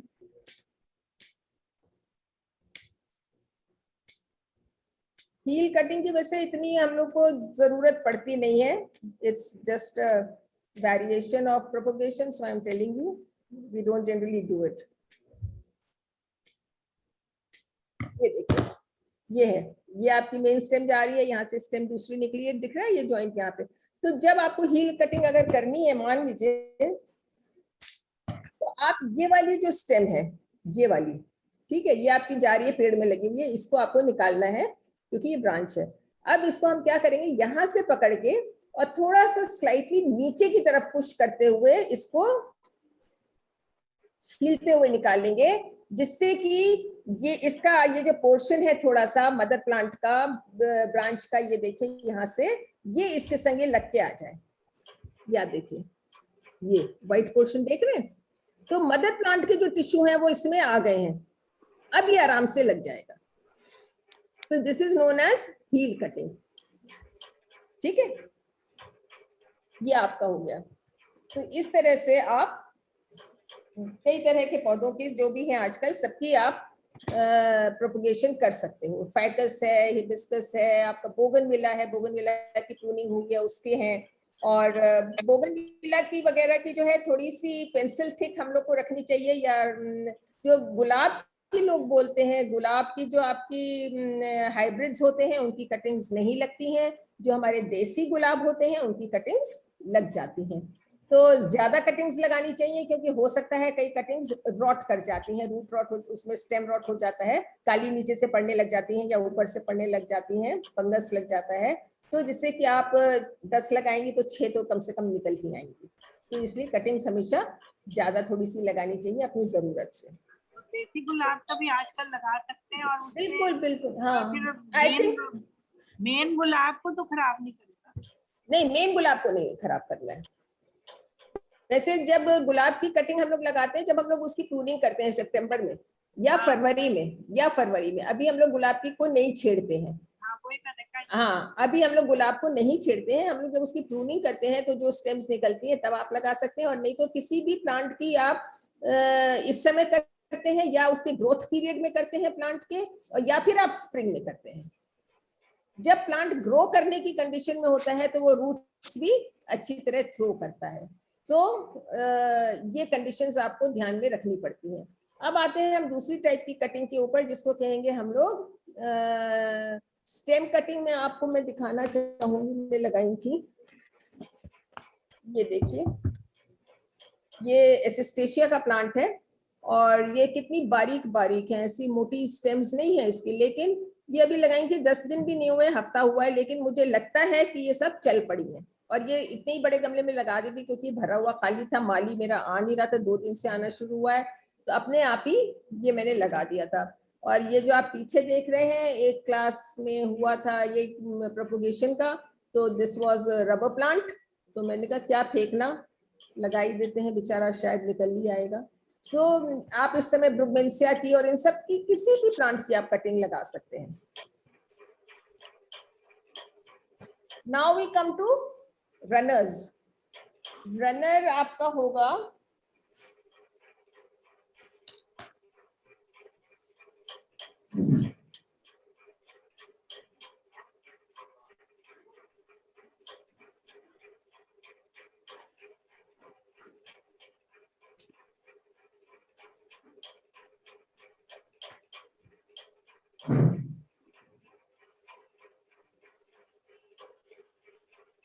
जैसे ये स्पाइडर प्लांट, ये सब इसके रनर्स हैं। जहां भी ये जाएंगे आप इनको आप इसको काट के आराम से, this is the main plant and there is this cord connected to it. ये थ्रो की है इसमें, और यहाँ पे ये इसका फॉलिएज गिरता है, वेरी कॉमन प्लांट। और ये जहाँ पे जमीन अगर छूता है तो वहीं पे निकल आता है, नहीं तो आप इसको यहाँ से डिटैच करके मदर प्लांट से, और आराम से इसको आप you can make it into a new plant. ये आपका नया पौधा ये तैयार हो जाता है इस तरीके से, ठीक है। These are runners. जैसे हमारे बास्केट प्लांट है या हमारी स्ट्रॉबेरी है, उसमें रनर्स होते हैं, तो आप इस तरह से प्रोपोगेट रनर्स के थ्रू कर सकते हैं। फिर अगर आते हैं हम लोग, और इसमें आप सकर्स के थ्रू कर सकते हैं। सकर्स बोले तो जैसे ये देखिए, ये पाइनएप्पल ब्रोमेलियाड है। जैसे आपके सकलेंस में बड़े सकर्स निकलते रहते हैं, आप उनसे कर सकते हैं। या फिर आपके फ्लावरिंग में अगर हम लोग जाएं तो आपके गजेनियाज हैं, आपके जितने भी बाकी पौधे हैं जिसमें निकलते फर्न्स हैं आपके, जो आपने लिखा था ना, क्या नाम है कांता जी, आपने फर्न लिखा था, आपने कैल्थिया लिखा था, वो सब इस तरह से आप उसको कर सकते हो। इसमें सकर्स है, लेकिन जो कैल्थिया वगैरह है उसमें राइजोम्स होते हैं। कैल्थिया में क्या होता है कि राइजोम्स होते हैं, जैसे हमारे स्नेक प्लांट में होते हैं, जैसे हमारे अदरक में होते हैं। तो उसमें आपको जो मदर प्लांट है उसके संग में वो अटैच होके निकलता है, तो वो अलग अलग होते हैं। तो जब भी आपको उन्हें अलग करना है तो आपको पूरा प्लांट निकाल लेना है और उसको आराम से काट के डिटैच करना है और उसको फिर अलग से लगा लेना है। That is how you do it. And आप जैसे ये है रेन लिली है, इस समय सबकी बहुत बहुत अच्छी खिल रही है और आप उसको सेग्रीगेट करना चाहते हैं। तो जैसे रेन लिली और दूसरे बल्ब्स में एक डिफरेंस ये है कि रेन लिली के बल्ब्स हम लोग स्टोर नहीं करते हैं।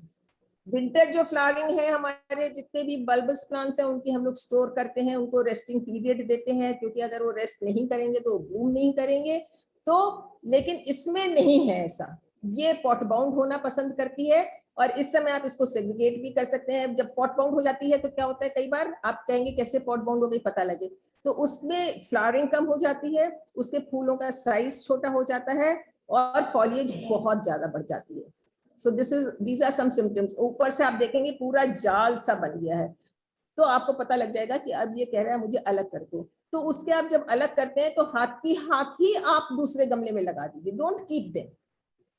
रेन लिलीज को हम लोग नहीं रखते हैं, हाथ की हाथ लगा देते हैं। और अब ये जो एक्सोटिक आ रही है, जैसे ये येलो है मेरे पास, पीच है, पिंक है, कई तरह की आ रही हैं बाहर से, लाइट येलो है, डार्क येलो है, शेडेड भी हैं, रेड में भी हैं। सो ये सीड्स देते हैं, ये देखिए फूल बन के गिर जाते हैं तो ये इनके सीड पॉड्स तैयार हो जाते हैं इस तरह से। तो इसमें एक पॉड के अंदर जब ये ब्राउन हो जाता है तो 3 बड़े बड़े या 4 काले रंग के सीड होते हैं। What I do is, again, I don't collect them because my theory is, with my experience, I do everything with my जो मैंने अपने करते करते सीखा है कि मैं बीजों को उसी में डाल देती हूँ वापस। मुझे लगता है, ऐसा महसूस होता है कि बच्चे माँ के संग में ज्यादा खुश होते हैं और ज्यादा जल्दी पनपते हैं। तो मैं बीज निकाल के वापस, जैसे मैंने अभी आपको अडेनियम का बताया था कि मैं तो उसी में डाल देती हूँ। तो उसको आप इसमें हम डाल देते हैं तो ये अपने आप इनसे बल्ब्स फॉर्म हो जाते हैं और आपका गमला धीरे धीरे बढ़ने लगता है। तो this is how you can do it for rain lilies, जिनको इस सीजन में अपनी सेग्रीगेट करनी है। एंड डोंट बी अफ्रेड कि मेरे फूल खराब हो जाएंगे। हफ्ते भर में आपके ये सब, ये मैंने अभी किए होंगे मुश्किल से 10 दिन भी नहीं हुए, बड़े गमले में थे सारे के सारे, मैंने 8-10 छोटे छोटे बना दिए। तो काम नहीं था कुछ, मैंने कहा लाओ यही करते हैं। अब ये अलग अलग खिलते हैं तो I can keep them elsewhere also, कि उठा उठा के रख दो। This is this. Then we come to layering. Layering दो तरह की। कांता जी टाइम तो ज्यादा नहीं हो रहा है। अरे मुझे सुनाई कहाँ देगा। अरे ये तो लगा लूं मैं। What is this? What is this? Kanta ji time तो ज्यादा नहीं हो रहा है। What is the meaning of this? हैं? इसका क्या मतलब होता है? क्या मतलब हो रहा है? सविता सेठी प्लीज। Sorry. So है कांता जी, मैं आपसे पूछी कि टाइम तो ज्यादा नहीं हो रहा है प्लीज। हाँ बस थोड़ा सा अभी तो जल्दी। 6:15 बजे। चलो, हमने कहा कहीं आपका टाइम पीरियड होता हो। मुझे तो, मेरा तो फेवरेट टॉपिक्स हैं, तो आई डोंट माइंड। और घर में बैठे कहीं गए हुए नहीं है कि घर पहुंचना है जल्दी। एंजॉय कर रहे हैं और खूब सीख रहे हैं। रिलैक्स। तो नाउ वी कम। मेरा ख्याल है इला जी आप लेक्चर दीजिए, वो बेटर है, नहीं तो लेडीज क्वेश्चन ज्यादा पूछेंगी, सुनेंगी तो बेटर है। नहीं, एक्चुअली होता क्या है ना उषा जी, ये भी बात मैं अपने एक्सपीरियंस से बता रही हूँ कि हम लोग दिमाग में चलता वही रहता है कि जो हमें पूछना है। बिल्कुल, वो तो चाहे उसका आंसर उनको मेरे लेक्चर में मिल जाएगा, but still they will keep on pondering कि मुझे पूछना क्या है। मैं भी तैयार हूँ क्वेश्चन पूछने के लिए। मेरा इतना डिटेल में बताने के बावजूद कुछ रह जाएगा। मेरा बिल्कुल दूसरा है। तो मैं कह रही हूँ आप तो इतना डिटेल में बता रहे हैं। हाँ, फिर भी पूछना है। अच्छा, कोई बात नहीं, मोस्ट वेलकम। तो अब हम लोग आते हैं लेयरिंग के ऊपर। ठीक है, लेयरिंग हम लोग दो तरीके से कर सकते हैं, air layering and soil layering, दो तरह से। तो first I am going to show you how soil layering is done. Soil layering ज्यादातर जो ट्रेलिंग प्लांट्स होते हैं उनकी हम लोग करते हैं, जिसकी फ्लेक्सिबल होती हैं ब्रांचेस, जैसे आपकी जैस्मिन की वैरायटीज हैं, आपकी मोगरा है या क्रीपर्स हैं, क्लाइंबर्स हैं, उनकी आप लोग ये कर सकते हैं। इस समय जैसे आपके मेरे पास वेरीगेटेड हिबिस्कस है, उसकी बड़ी डेलिकेट ब्रांचेस हैं, बड़ी जल्दी बेंड हो जाती हैं। सो क्या करते हैं, जैसे आपका ये पॉट है, मान लीजिए मेरा ये 4 इंच का है, इसमें ये मैंने मनी प्लांट लगाया हुआ है। आपका 8 इंच का भी हो सकता है, 10 इंच का भी हो सकता है। उसी साइज का आप एक दूसरा प्लांट ले लीजिए, या उससे छोटा। 10 इंच का है तो आप 12 इंच का नहीं लेंगे, आप 8 इंच का लेंगे, नहीं तो 10 इंच का लेंगे। क्लियर? तो उसके बाद में ये जो लंबी वाली ब्रांच है, इसको हम लेते हैं, and again I will talk about the eyes और the nodes of the plant. ये देखिए, ये तो ऐसा मौसम है ना कि ये कुछ करे बिना ही ये जड़ें इसमें से निकल रही हैं, नोड्स पर से दिख रही है, ये सब इसमें से जड़ें निकल रही हैं। ये तो क्योंकि जैसा हमने पहले देखा था कि हम लोग पत्तियां जमीन में नहीं डालते हैं, so we will trim off these leaves from here. ये पत्ती यहाँ से निकाल देंगे हम लोग, और ये पत्ती यहाँ से निकाल देंगे। अब ये इतनी जगह हमारी खाली हो गई, हमको मिल गए 2 नोड। ठीक है, क्लियर है ना? अब हम क्या करेंगे कि इसमें जो हमारा दूसरा गमला हमने सॉइल लिया है, again the soil quality should be the same, this with cocopeat light mixture, coarse, पानी ना रुके, एंड ये दोनों जो नोड्स हैं इसके, हम इसमें इसको एम्बेड कर देंगे, ये आराम से इसके अंदर हम ये सॉइल में इसको दबा देंगे। सॉइल इसके ऊपर हम तकरीबन 1-1.5 इंच चढ़ा देंगे कि ये कहीं इसके उससे प्रेशर से ऊपर ना निकले। अगर आपको ये डर लगता है कि ये ऊपर इसको थ्रो करेगा, तो what we can do is we can make ये जो हमारी जुड़े होती है ना, ये ठीक है, ये जो जुड़े की पिन है, मैंने तार से बना लिया है इसको, तो इसको आप ऐसे यू शेप करके और इसको इसमें 2 जगह से सिक्योर कर सकते हैं, दबा सकते हैं, ये ऊपर ना थ्रो करे। आप इसके ऊपर एक अच्छा सा सुंदर सा पत्थर भी रख सकते हैं कि ये ना निकले। तो ये इसको जो फीडिंग है ये मदर प्लांट के थ्रू मिलती रहेगी और ये अपना बढ़ता रहेगा। ये लंबा होता जाएगा। आप सोचेंगे मेरी तो जड़ें निकल गई हैं, तो ऐसा होता नहीं है। Be patient again.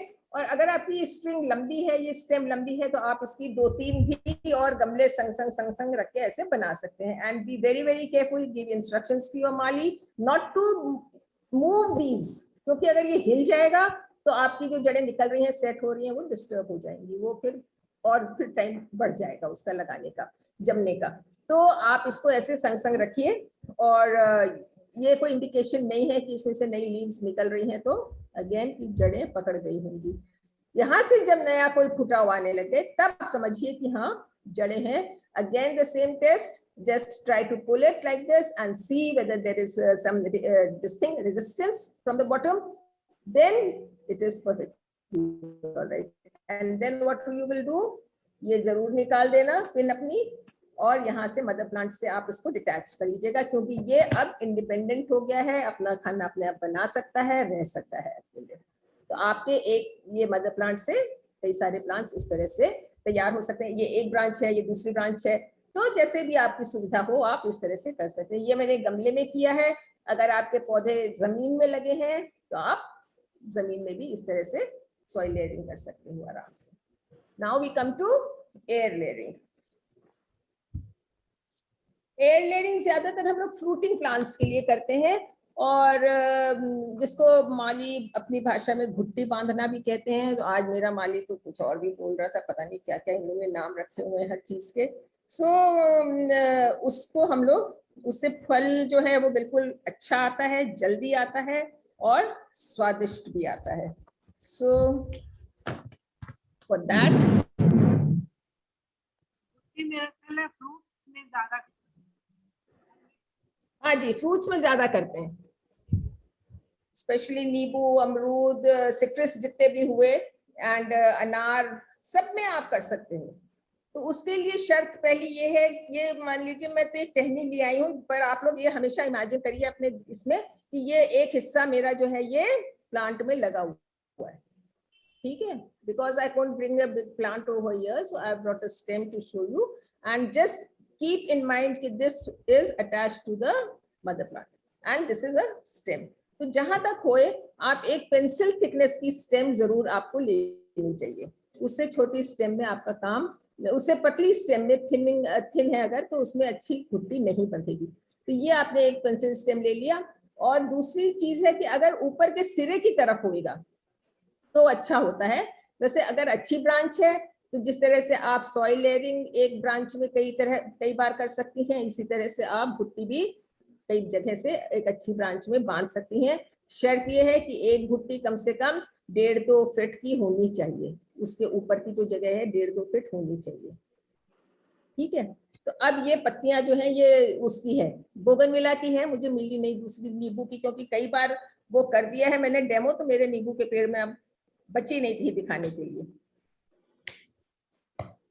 तो इसलिए तो ये हम जो पत्तियां हैं बीच की, ये क्योंकि हमें नोड्स चाहिए होते हैं हर समय, ये जो नोड्स है ना, यहाँ से ही हमारा काम चलने वाला है, यहीं से हमको जड़ें मिलेंगी।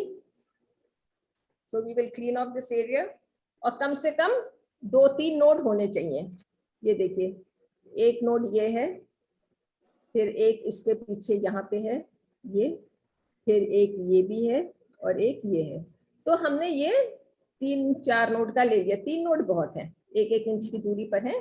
3 nodes are more than enough. इतनी जगह में आप जो घुट्टी आपकी जो बननी चाहिए 1.5 से 2 इंच की जगह उसके लिए काफी है, और उसके अंदर आपके 2-3 नोड्स होने चाहिए। Clear? Now what we will do, we will take a very very sharp knife, ये, और स्टेरिलाइज ऑफ कोर्स कर ही लेंगे हम लोग। और अब ये जो नोड के ऊपर आधा इंच ऊपर, ये जो हमारा ये वाला नोड है, एक नोड के ऊपर आधा इंच ऊपर हम यहाँ पे एक इस तरह से कट लगा देंगे बार्क में, अंदर तक नहीं जाएंगे, खाली बार्क में लगाएंगे। और इसी तरह से जो हमारा यहाँ वाला नोड है उसमें भी हम एक कट आधा इंच नीचे लगा देंगे, ठीक है। ये हमने यहाँ पे लगा दिया। अब हम इन दोनों के बीच में भी एक लाइन कर देंगे। ये अभी मेरे हाथ में है इसलिए नहीं हो पाएगा, तो इसलिए उसके बाद में हम क्या करेंगे, हम इसको पील ऑफ कर देंगे। जो बार्क है इसको आराम से पूरा हम निकाल देंगे। दोनों के बीच की जो बार्क का पोर्शन है, वी विल रिमूव दैट। एक आप वर्टिकल लाइन लगा देंगे तो आपको बहुत आसानी हो जाएगी इसको छीलने में। ये देखिए, ये इस तरह से ना, आपने वर्टिकल जब लाइन लगा देते हैं तो क्या होता है, ये इस तरह से उतरने लगता है अपने आप। ये इस तरह से, ठीक है।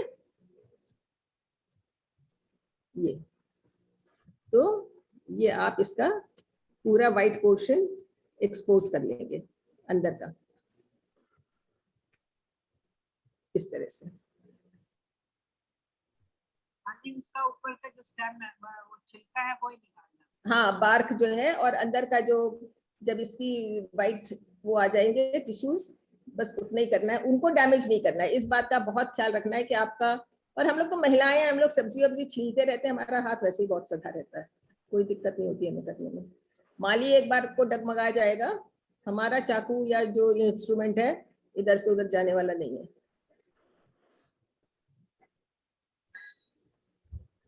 मैं अपने बचपन की बात बताऊं, जब पीलर्स नहीं होते थे तो एक बार हमारी बुआ जी तोरी छील रही थी, और इतनी लंबी तोरी 1-1.5 फुट की, और एक बार में वो उन्होंने पूरा छिलका उतार दिया। And I was shocked. मैंने कहा बुआ जी आपने एक बार में कैसे पूरा छिलका उतार दिया? कहती बेटा जब तुम करोगी तुम्हारे से भी होगा। And she made me do it in front of her कि you know, learn the basics at least. So this is how we all learned doing things. So ये आपने इसका बार्क निकाल दिया, ठीक है। ये आपका हिस्सा रेडी है अब भुट्टी बांधने के लिए, इतना। अब हम क्या करेंगे, हमारे पास हमको लेनी है मॉइस्ट मॉस ग्रास, मॉइस्ट। और इसमें ध्यान रखना है, इसमें भी कई बार शार्प वुड पीसेस होते हैं, या थोड़े थोड़े ऐसे कई बार निकल आते हैं नुकीले, तो उसको आप साफ करके उसको आप थोड़ा सा भिगो लीजिए। आपको शाम को भुट्टी बांधनी है तो आप सवेरे इसको मॉइस्ट कर लीजिए, पानी नहीं रहना चाहिए बस। और अब आप इसको इस तरह से, अच्छा मैं आपको बता देती हूँ चाहिए क्या क्या। फिर ये मॉस ग्रास चाहिए, and then we'll need some, ये रोल, हम लोग जैसे पट्टी बनाते हैं पॉलिथीन की, पॉलिथीन पेपर ट्रांसपेरेंट, उसके हमें ये स्ट्रिप्स चाहिएंगी। And we will need some string, इसको टाई करने के लिए। ये हमको 3-4 चीजें पहले से जुगाड़ करके रखनी है। टहनी, sharp instrument to peel off the bark, and moist sphagnum moss, string and transparent sheet plastic। ये चीजें हमको चाहिए। सो अब हम क्या करेंगे, इसको हम ये लेके, माली लोग जो हैं और गांव में मैंने देखा है कि भूसे में, मिट्टी में भूसा मिला के या गोबर मिला के इस तरह से भी उसको बनाते हैं भुट्टी को। इसके ऊपर आप अच्छी तरह से चारों तरफ से ये मॉस ग्रास लपेट लीजिए। आप इतने खड़े रहोगे यहाँ पे, इसको पकड़, तो ये आपने इसके ऊपर अच्छी तरह से लपेट दी, ठीक है। ओह,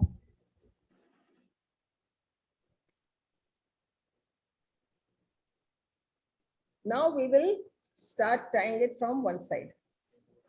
ये मेरी शीट है,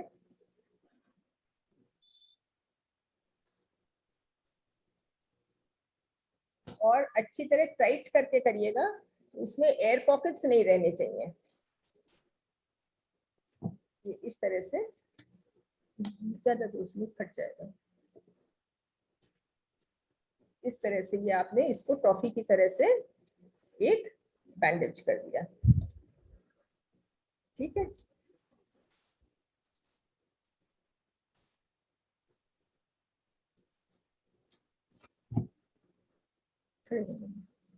ये पकड़ना। अब हम इसको स्ट्रिंग की मदद से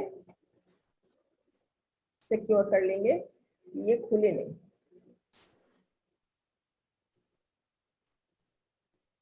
like this, and then we will tie it around tightly.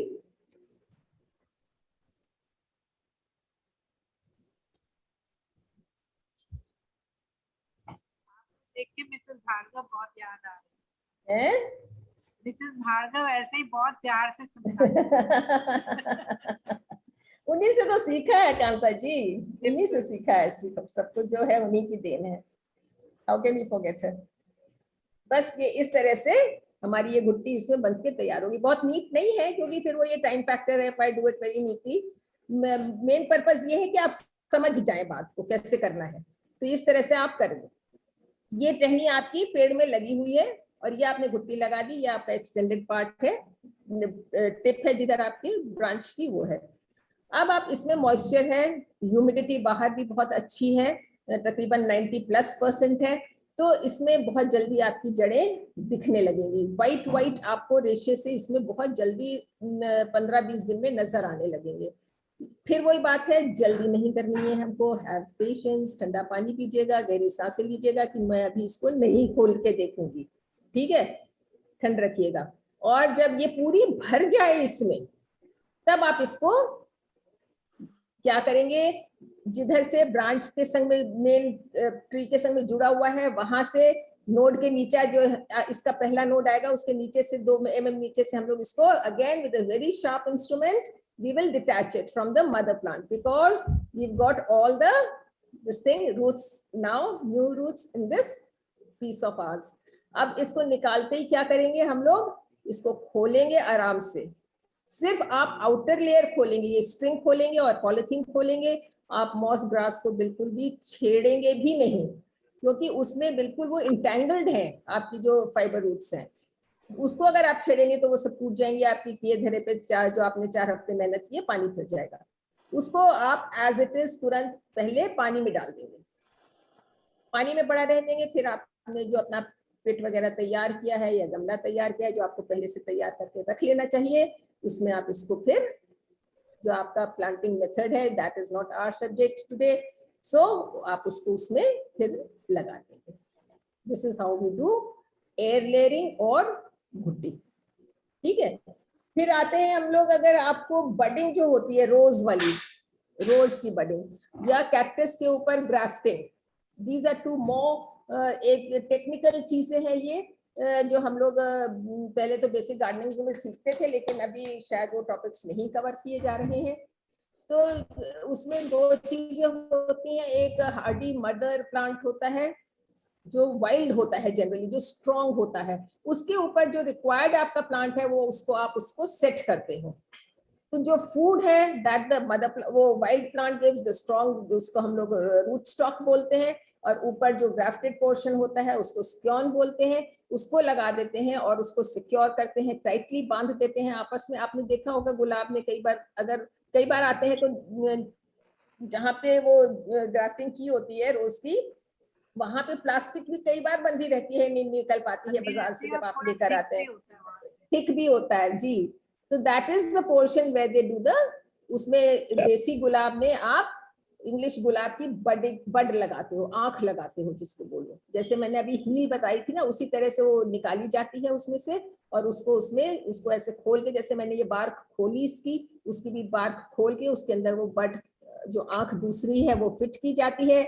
इसी तरह से आप, अब तो टेप आने लग गए हैं, मैंने तो प्लास्टिक से किया, अब तो इस तरह से सब कुछ एडवांस और साइंटिफिकली हो गया है, तो सब कुछ दिक्कत नहीं होती है। तो टेप आता है, आप वो टेप उसको रैप कर दीजिए, बस आपकी बडिंग इस तरह से तैयार हो जाती है। The food starts coming from the wild mother plant and the bud starts growing. So this is how we do propagation through vegetative propagation, जिसको बोलते हैं asexual. So I think I've covered all the points. Now questions if any. सबसे पहले मैं पूछती हूँ, इला जी, problem चल रही है